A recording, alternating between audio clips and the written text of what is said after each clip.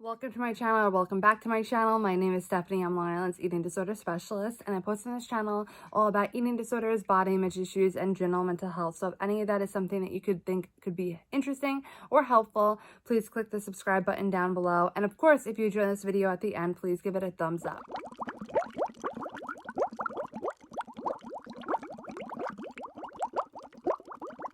Today, I want to talk to you about therapy, and I hear this so often, and it's very unfortunate that this is still such a stigma around therapy, but I hear this from my clients who perhaps think that their family or their friends think that they may be using therapy as a crutch, and usually those people who believe that don't really understand how therapy works. So I'm going to talk to you a little bit more about that and how I believe that therapy, while it can be a crutch, if you have the correct therapist who knows what they're doing, which I hope you do, it's never going to be a crutch for you, because that therapist is going to tell you that and be honest with you about that.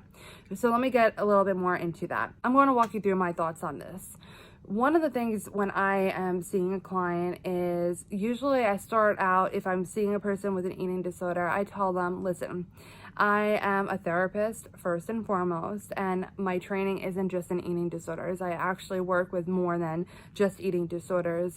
So some people I see who don't have eating disorders. However, eating disorders is my specialty and expertise. So that is something that people specifically who have eating disorders come to me to see, because that's a very rare thing. So if a person comes to me and they're specifically struggling with an eating disorder, I'm just going to use that specifically to explain what I'm talking about, that I remind them and I say, listen, you could talk to me about anything, even if it seemingly has nothing to do with your eating disorder, because you're a person and there's so much more than just your eating disorder that's contributing to your eating disorder and all these things. So you might come in for a few sessions and we talk nothing about anything that has to do with exercise or your eating or eating disordered behaviors. We're not talking about any of that, but we're talking about maybe someone that you're struggling with, or just moods that are really causing you to struggle, or stress in school. I mean, we talk about everything.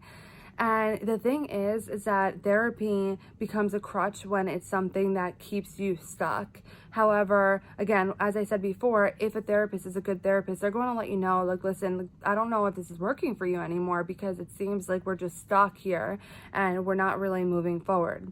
If you are moving forward, because we are on a journey in our lives, we are constantly, hopefully, moving forward, but we always have the capacity to move forward.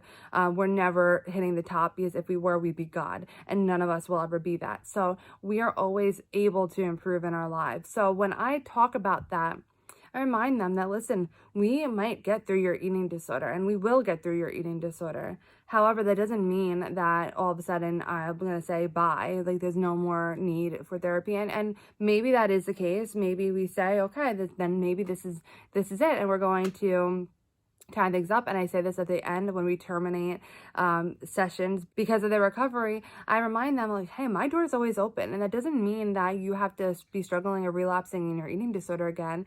There's going to be struggles that come up in your life, and you might want to talk to someone. So this is why I say that sometimes having a therapist, I'm not going to say for life, because that's kind of, I mean, we grow out sometimes of the people that we're seeing, and we might want to see different people just because that's part of life, and we might identify more with another therapist later on in life. But I really do believe that it's a good thing and a helpful thing to be continuously seeing a therapist. Pardon the interruption. I wanted to remind you that if you haven't yet done so, go ahead and subscribe to my email list using the link in the description below to get your hands on my free recovery starter kit. I truly believe that this kit is going to be helpful for you, whether you are at the beginning of your recovery journey or you're just looking at something to help reinvigorate that journey for you. Whether you are struggling with something major in your life, or whether life is just going like hunky-dory and everything is pretty decent, because one, we all have struggles even when that is the case, but two, let's say something really traumatic does happen or something really big does happen.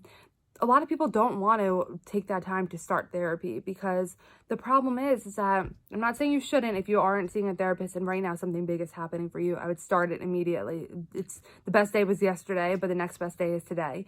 So let's start it. So what I would mean by that is, if you are hitting something major and you start therapy, the first thing that you really need to go through is an intake, and it's still learning you and getting to have that relationship and develop that relationship between the therapist and the client, for the therapist to learn how to understand you and you as an individual and as a person. And a lot of people feel very impatient when you're going through something major, and that's the thing that you need to be focusing on, because a therapist can't really fully help you when they don't know you. That's why it's going to be really helpful for you to continue seeing a therapist throughout just normal life. This way you could talk about struggles, you could just talk about life, you could talk about anything. I work with clients specifically on personal development as well. Some people just go to when everything's kind of going well, but they want to work on themselves. And that's cool too, because there's so many things that we can do to work on ourselves. And humans tend to be the happiest when they actually have a goal to work toward, not necessarily when they achieve the goal. So I work with people who are working with personal development, and there's not necessarily something that's crazy happening in their lives, or a crazy emotion or severe emotion that's happening in their lives. They just want to work on themselves. So I would say that therapy is not a crutch, and it is something that you could be doing long term, not because you're always stuck in that place, but it's something that could continue helping you dealing with life and, struggling, because it's always helpful to talk to someone. I mean, realistically, think about anyone in this world. We all want to talk to someone about what we're struggling with. And sometimes it's harder to talk to someone who we have a relationship with, that, a personal relationship with. So it's easier to talk to someone who knows you, but doesn't have, I hate to say not having a personal investment in your life, because I know that as a therapist, and I know my colleagues as well want to see, things go well, and there develops an investment in your life in terms of, we want to see all of that happen for you, all the best things happen for you. We get sad for you if something goes wrong. We get happy for you when something goes right, all of those things. But it's still a third party who is trained to be able to keep a distance, so that they can really help you through all of those things. They can guide you in a less biased way and still really help you moving forward. So that is my case for the idea that therapy is not a crutch. Let me know what you think. Do you believe that therapy is often a crutch? Do you see what I'm saying? Do you believe that there's times and moments that it's not going to be a crutch and it is actually helpful to continue seeing a therapist? I'm really curious to hear your thoughts. If you found this video helpful, informative, or you enjoyed it, please give it a thumbs up. You can click my face in the corner of the screen to subscribe to my channel. And I wish you to be thriving on your journey to your state of balance. And I will see you in my next video.